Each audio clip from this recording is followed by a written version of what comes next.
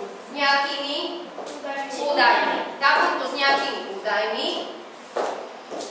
A potom čo sme urobili?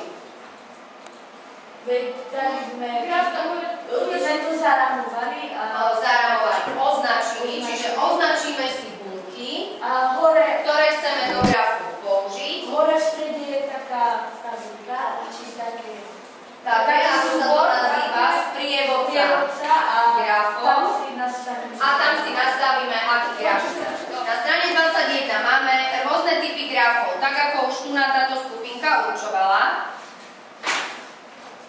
Musíme dostať na stranu 21. No a máme tu stĺpcový, kruhový a čiarový diagram. Idú prečítať, čo tam máme k nemu. Kamaráti sa dohodli, že zorganizujú špeciálnu akciu výstavu starých fotografií svojich detských babičiek a graf starých príbuzníkov z fotografií, kto priniesol. No, vieme z toho grafu určiť, koľko fotografií kto približne doniesol? Takže máme tam úlohu 2. Martinka, prečítaj. Preskúmaj tento diagram a povedz, koľko fotografií priniesla Soňa. Dobre, tak koľko fotografií priniesla Soňa? Vieme to z grafu? 20. Dobre, ďalšia otázka.